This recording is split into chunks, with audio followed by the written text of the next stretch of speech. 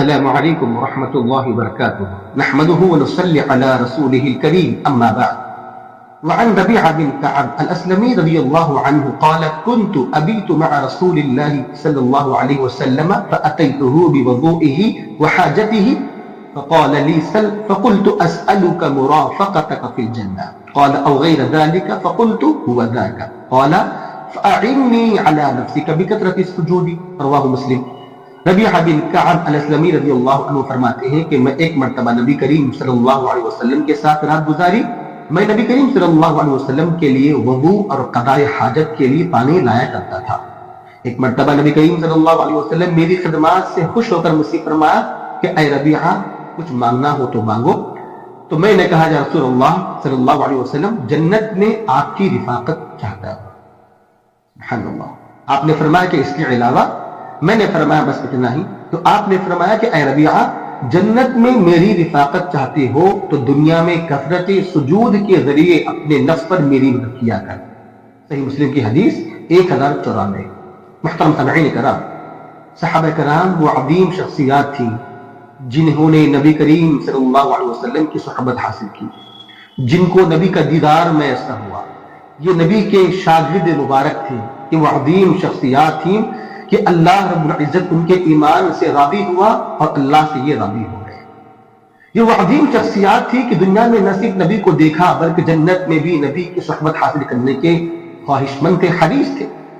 یہی وجہ ہے کہ جب ربیعہ بن کعب الاسلمی رضی اللہ عنہ سے آپ نے فرمایا کہ اے ربیعہ کچھ مانگنا ہو تو مانگو، تو ربیعہ بن کعب الاسلمی رضی اللہ عنہ دنیا داری نہیں مانگی. ربیعہ بن کعب الاسلمی رضی اللہ عنہ دنیا داری نہیں مانگی، مال نہیں مانگا، دنیا کی شان و شوکت نہیں مانگی.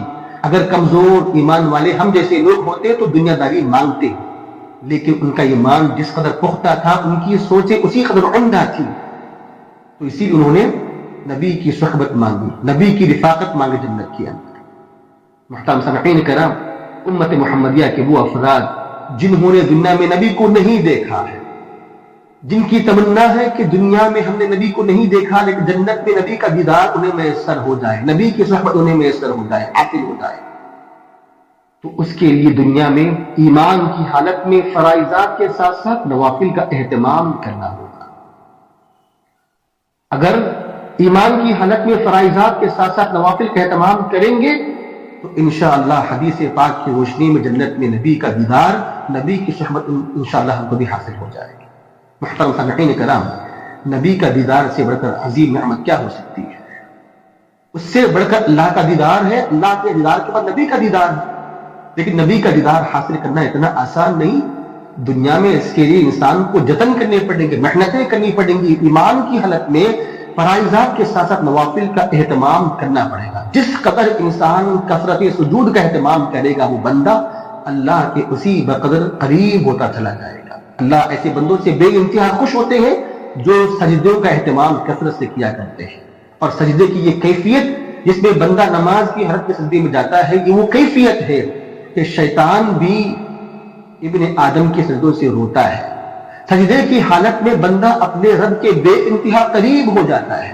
جیسا کہ حدیث پاک میں آتا ہے، صحیح مسلم کی روایت ہے کہ آپ نے فرمایا کہ اقرب ما یکون العبد من ربه وهو ساجد. ابن آدم بندہ اپنے رب کے سب سے زیادہ قریب سجدے کی حالت میں ہوتا ہے. فاکثر الدعاء، تو لہذا سجدے کی حالت میں کثرت سے دعائیں مانگا کرو. تو لہذا ہمیں چاہیے کہ سجدے کی حالت میں کثرت سے دعائیں اللہ سے مانگنی چاہیے. یہ قبولیت کا وقت ہوتا ہے. اور سجدے کی یہ وہ کیفیت ہے کہ شیطان ابن آدم کے سجدوں کو دیکھ کر روتا ہے. جیسا کہ صحیح مسلم کی روایت میں آتا ہے کہ اللہ کے رسول صلی اللہ علیہ وسلم فرماتے ہیں کہ جب ابن آدم آیت سجدہ پر سجدہ کرتا ہے تو شیطان ایک کنارہ ہو کر روتا ہے اور کہتا ہے کہ دیکھو ابن آدم کو سجدہ کرنے کا حکم ملا، وہ سجدہ کر رہا ہے اور اللہ کے پاس جنت حاصل کر رہا ہے، اور ایک میں ہوں کہ اللہ کا مجھے حکم ہو سجدہ کرنے کا لیکن میں نے سجدہ کرنے سے انکار کر دیا اور جہنم کا مستحق ہو گیا. تو ان تمام باتوں سے یہ بات معلوم ہوتی ہے واضح طور پر کہ اگر ہم دنیا میں نبی کو نہیں دیکھا، اگر جنت میں نبی کا دیدار، نبی کی شہوت حاصل کرنا چاہتے ہیں تو دنیا میں ایمان کی حالت میں فرائضات کے ساتھ ساتھ نوافل کا اہتمام کرنا پڑے گا انشاءاللہ۔